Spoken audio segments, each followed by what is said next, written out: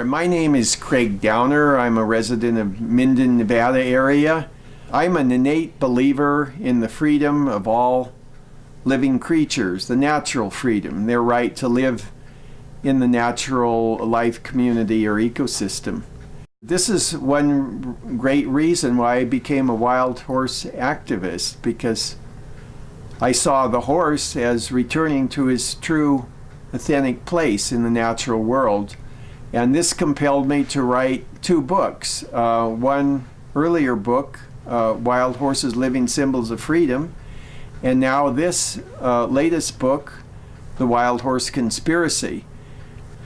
I think they're beautiful, magnificent animals. I do have an innate belief that all of the creatures, God's creatures on earth, should be given the right to be themselves and to live free and in a world, and that it's up to people to learn to share the land and freedom with them. I think that is our great challenge today.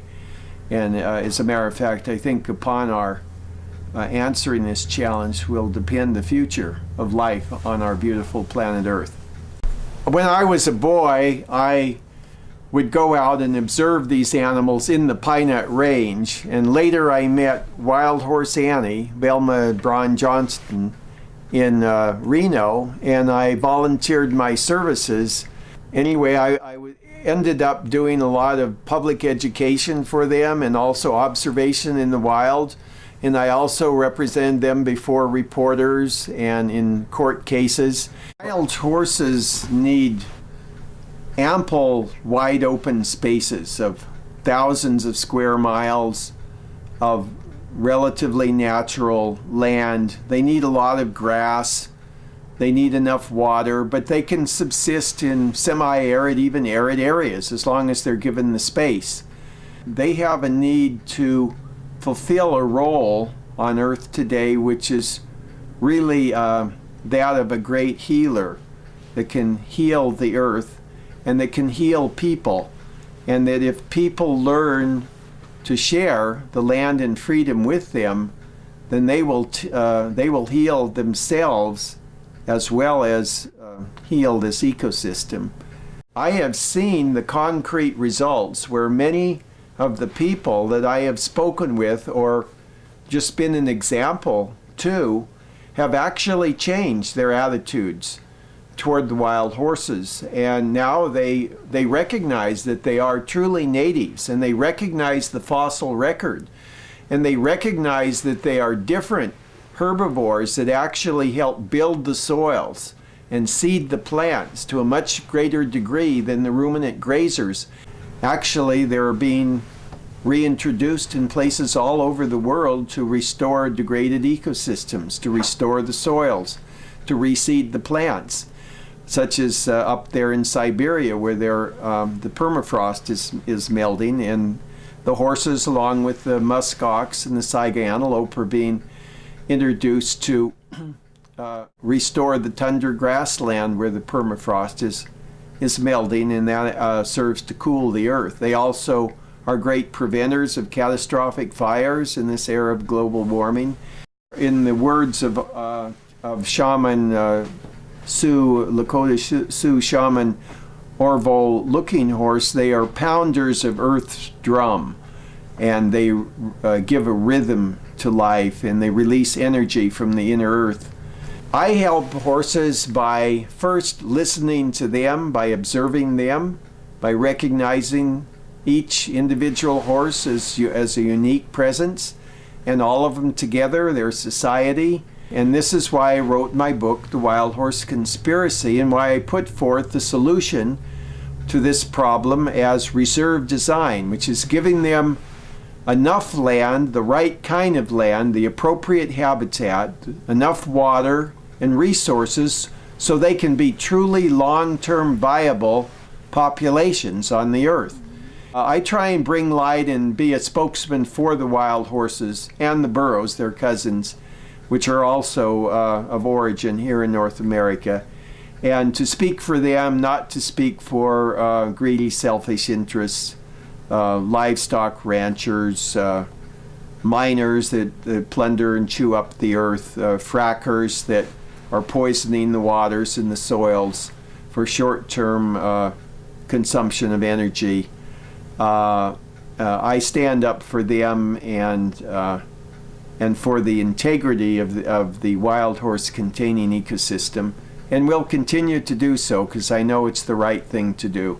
Freedom is on the cover of my book. I'd like to convey to you a very special story, the story of Freedom, the stallion. Then on January the 2nd, 2010, I observed right after he had been helicopter gathered up there in the Black Rock East herd management area in northwest Nevada on the Paiute Meadows Ranch. He was gathered with his band of 10. He was the stallion that kept a tight rein on these wonderful, mainly dark-colored horses, including Princess Diane, which I later ended up adopting. Anyway, when they were penned, at first they fought and they looked for an avenue of escape. And then the sexes were separated and the young ones were separated. But Freedom resolved, this magnificent black stallion with the diamond on his forehead and the proud arch and flowing wavy mane, he resolved that he was not going to be captured, and that if it meant leaving his dear family, his band, then so be it. He loved his freedom so much that he struggled and struggled, and when he was in the pens, he got hung up for a long time, and they came around and they prodded him, the capturers who get millions and millions of dollars. They prodded him with an electric prod, and they finally got him hung up from that metal panel.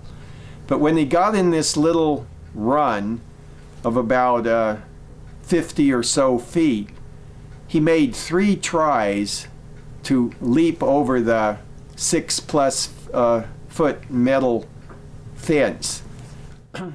And finally, on the 3rd try, he cleared it. And once he went over the metal panels, he was confronted with a very tightly strung barbed wire fence, 4-strand, and he knew exactly how to bust that fence down. He hit it full breast, and it went down, all the wires loosened from the wooden posts, and then he was tangled in the wires, but he was so amazingly dexterous that just in a few seconds he did a little dance with his feet, and he freed his feet immediately from these tangled barbed wires.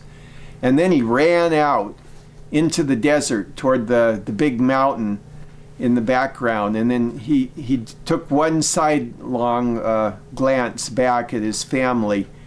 And I tell you, even the most hardened BLM people there paid their big bucks, you know, to betray these animals. And many of this men and women were in tears, and some of them were openly sobbing at this tremendous display of prowess and courage and strength. And it was a magnificent experience, and it was one of the most compelling and life reconfirming experiences that I've ever had.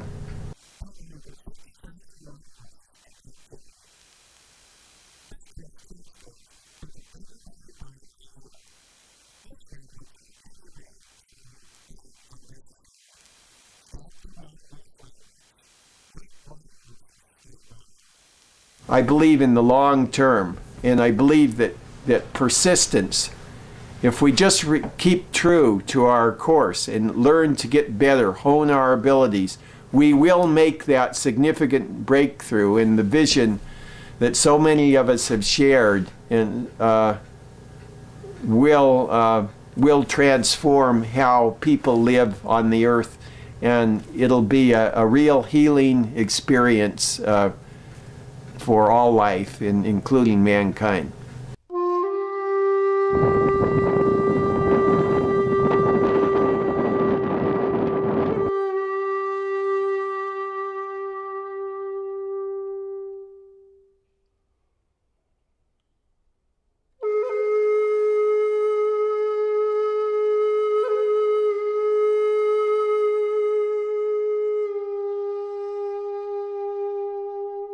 They are truly the fitting animals here, not the misfits.